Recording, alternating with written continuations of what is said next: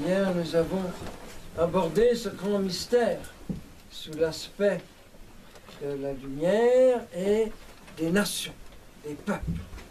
Et ce soir, avant de quitter l'enfant, nous allons voir un peu comment nous sommes chacun concernés par ce mystère des rois mages. L'étoile. L'étoile. Pour chacun de nous, le Seigneur a fait briller des étoiles dans notre nuit, dans la nuit de ce monde. C'est une nuit qui est toute constellée, qui est remplie d'étoiles. Ce n'est pas une nuit noire, ce n'est pas les ténèbres. Et la lumière de la foi est une extraordinaire étoile parce qu'elle nous permet de discerner toutes ces étoiles. Par exemple, les saints, avec tout ce qu'ils nous apportent par leurs écrits, leurs exemples, tout ça, leur amitié, l'intimité avec eux, c'est vraiment des étoiles qui brillent sur notre route. On découvre de plus en plus de saints qu'on apprend à connaître. La parole de Dieu, les Écritures, les prophéties, c'est autant de petites étoiles. Mais de manière plus personnelle, il y a des personnes ou des événements qui nous conduisent vers le Seigneur, qui nous indiquent le chemin. Benoît XVI a une très belle homélie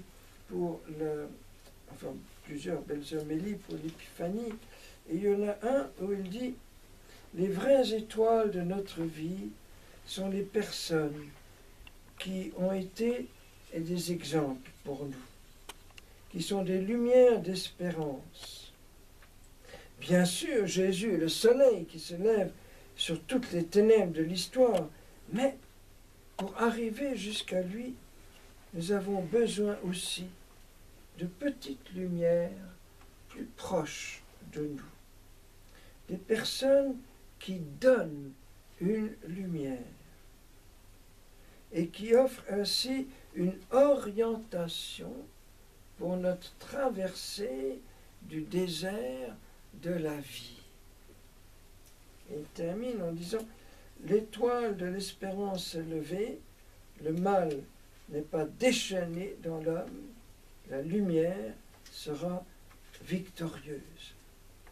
Et nous devons apprendre à discerner ces petites étoiles que le Seigneur nous a fait briller dans notre vie jusqu'à présent. On compare souvent, par exemple, une vocation. Une vocation, de manière générale, de manière plus précise, vocation à devenir prêtre, consacré, dans la vie consacrée, à une petite étoile. Je sais que pour moi, personnellement, l'appel du Seigneur, quand j'avais 13 ans, le 13 juillet 46, ça a toujours été une étoile constante de ma vie. Et j'avais appelé d'ailleurs tout mon cheminement vers le monastère pendant 3 ans, la marche à l'étoile. Voilà. Je ne sais pas où ça va me mener, c'est plein d'inconnus, où est-ce que je vais arriver, où est-ce que je vais aboutir, mais je suis cette petite étoile. Et nous aussi, nous demandons au Seigneur la grâce d'être aussi des petites étoiles pour beaucoup de personnes autour de nous, des personnes qu'il va mettre sur notre route, que nous soyons un petit rayon de cette lumière de la foi, de cette lumière de Jésus, que nous puissions refléter un petit peu cette clarté de Noël dans nos regards, dans nos visages, par tout notre comportement. Que ça pose question, pourquoi tu es toujours paisible, tranquille, alors que tu vis tellement d'épreuves, de difficultés, de maladies. Voilà, tu as une petite étoile. Et les jeunes saints dont je m'occupe beaucoup sont pour moi vraiment des petites étoiles. Alors nous essayons ces jours-ci de remercier le Seigneur pour les petites étoiles qu'il a mis dans notre vie jusqu'à présent. Et cette phase de l'être à notre tour. Et puis vient ce moment incroyable où tout à coup le GPS des mages tombe en panne. Jusque-là, ça allait, l'étoile était toujours devant eux, du moins la nuit, je ne sais pas comment ils faisaient le jour, mais enfin la nuit, c'est une photo que j'aime beaucoup, après avoir vu le film sur les déserts d'Égypte, parce que c'est juste l'ombre et des chameaux, là, c'est ça, très très beau, l'ombre des chameaux sur le sable, voilà. Et alors, tout à coup, l'étoile disparaît. Plein de nuages, on ne voit plus l'étoile. Et ils sont complètement perdus. Et ça, c'est très émouvant. Souvent, je me disais, mais pourquoi le Seigneur a-t-il permis? Les pauvres, ils étaient en bronze, ça marche avec l'étoile, j'étais sûr de la direction, pas de problème, ne s'inquiétez pas, on va y arriver, on va trouver un grand roi dans son palais et tout ça. Et puis là, plus rien. Perdu. Est-ce qu'il faut aller au nord, sud, est, ouest, prendre tel chemin, perdu. Et ils deviennent des petits pauvres. Ces grands, ces chefs, ces puissants reçoivent leur cœur de pauvres.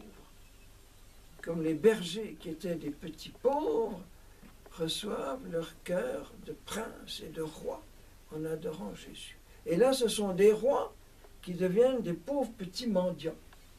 Ils doivent mendier leur route. Ils doivent demander, mais est-ce que vous l'avez vu?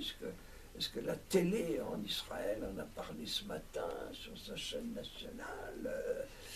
Vous n'êtes pas au courant, vous n'êtes pas au courant. Il y a un grand roi qui est né parce que l'étoile, c'est le signe de la royauté. Voilà. Et ça, c'est très beau parce que les mages, qui sont des païens, qui n'ont pas connu les Écritures, les prophéties, qui préparaient la venue du Seigneur, eh bien, il faut qu'eux aussi païens qu'ils soient, connaissent les prophéties. Comme s'ils devaient traverser l'histoire d'Israël l'espace de quelques jours, comme ça. Eux aussi doivent apprendre par les Écritures. Et pour nous aussi, nos étoiles, quelles qu'elles soient, les petites étoiles qui brillent, eh bien, elles peuvent subir une éclipse, disparaître. Et tout à coup, on est perdu. On est des petits pauvres. On n'arrive plus à discerner. On ne sait plus ce que le Seigneur attend de nous. Il n'y a plus de certitude, plus d'évidence et tout ça. Pendant une semaine, je sens l'appel au mariage. La semaine suivante, c'est l'appel à la vie consacrée. La semaine suivante, de nouveau le mariage. La semaine suivante, de nouveau vie consacrée, etc.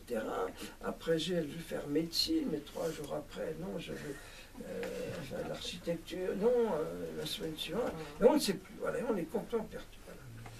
Et grâce à Dieu, qu'il y a ces épreuves de la confiance.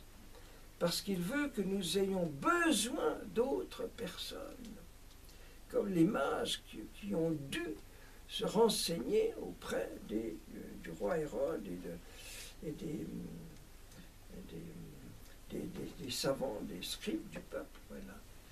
Et c'est là où nous sommes comme des petits pauvres, et nous avons besoin d'être éclairés, d'être guidés, d'avoir une personne qui nous éclaire sur notre chemin. Et c'est tout le sens de l'accompagnement spirituel, ou plus tard de la maternité, paternité spirituelle, d'avoir un guide, comme pour compenser l'absence d'étoiles. Et du coup, c'est ce guide qui devient une nouvelle petite étoile, même si c'est plein de nuages. Vous voyez, c'est très éclairant. Je me souviens, la première fois qu'on est allé à Rome, les JL, tenez-vous bien, on était en petit minibus, on s'est perdu pendant 3 heures en pleine nuit avant de trouver notre lieu de logement qui était perdu dans une ruelle à Rome. J'assure qu'après 16 heures de route, quand il était minuit, 1 heure du matin, 2 heures du matin, je ne peux pas dire qu'on était de très bonne humeur. Et même, il y avait beaucoup d'électricité dans l'air, dans les minibus, parce qu'on était tous agacés. On était perdus complètement. Et finalement, on s'en est sorti. On aurait dû faire ça dès le début. On a demandé à un taxi de nous guider, tout simplement. C'était aussi simple que ça. Voilà. Alors, on est sur notre coup, on arrive à Rome, indépendant, etc. On voit sur la carte. Et on a dû mendier un brave taximan de nous montrer le chemin. Et on a trouvé en quelques minutes. Voilà. Alors, la joie, je ne vous dis pas. Voilà. Et c'est justement cette joie des mages qui est très, très soulignée, et qu'ils éclatent d'une joie qu'ils n'auraient pas connue s'il n'y avait pas eu l'éclipse de l'étoile. Et quand nous sortons d'une épreuve, d'un temps de nuit intérieure, de ténèbres, de désert, où notre GPS guidé par le Seigneur ne fonctionne plus, il faut avoir recours à une carte, une bête carte, etc., eh bien, la joie est immense, est immense. Et alors après, ils arrivent. Et, curieusement, c'est dans une petite maison, ce n'est plus la grotte, apparemment, une maison qui va être comparée à l'église, Jésus qui habite son église, la maison de l'église. Et, en arrivant, il voit directement l'enfant. Alors que les bergers, ils avaient d'abord vu qui? Marie et Joseph. D'abord Marie et Joseph. Et ils découvrent l'enfant tellement il est caché dans la paille et tout ça. Tandis qu'eux, ils voient l'enfant avec sa mère Marie. Comme si c'est Marie, cette fois-ci, qui le montre, qui le tient sur ses genoux, comme on voit sur cette belle icône des manières de Jérusalem. Marie est comme un ostensoir, elle tient Jésus sur ses genoux comme sur un trône. C'est elle qui l'offre à l'adoration. C'est lui le premier. Il découvre Marie un peu dans l'ombre, derrière, et Joseph, il disparaît complètement dans l'ombre. Il est tout de même là, mais tout à fait derrière, en arrière-plan. Il s'efface comme ça. Et c'est Marie qui n'est plus un ciboire vivant, comme à la visitation, qui était l'ostensoir qui offre son petit enfant. Voilà. Et c'est tout le mystère, je vais terminer avec ça, de l'adoration. De l'adoration. Voilà. Les mages sont, et les bergers déjà, nos maîtres dans l'adoration. D'abord, ils tombent à genoux. La prière à genoux. La prière, c'est la position de la supplication, mais aussi de l'adoration. Et à genoux, ça veut dire face contre terre, ou bien prosterné. Voilà, voilà. Et on a tellement perdu le sens de l'adoration, parce qu'on a tellement perdu le sens de la transcendance de Dieu, que ce petit bébé n'est pas un bébé comme un autre, que c'est le Créateur en personne, le Créateur de toutes choses, du cosmos, de la vie humaine, voilà, devant lequel on est tremblant, on est tout petit, comme Moïse qui s'approche du buisson ardent. C'est pour ça qu'on a tellement besoin du sens presque excessif de la transcendance de Dieu dans l'islam pour qu'on saisisse, qu'on ait un électrochoc devant ce petit bébé de la crèche. Voilà, c'est mon Dieu. Et on se prosterne pour adorer. Il y a une phrase très très belle d'un auteur qui disait « Le visage est un continent qu'on n'a jamais fini d'explorer. Et l'adoration, c'est l'amour écrasé par la beauté de Dieu. » Voilà, l'adoration est émerveillement devant la beauté du mystère d'un Dieu qui se fait petit enfant.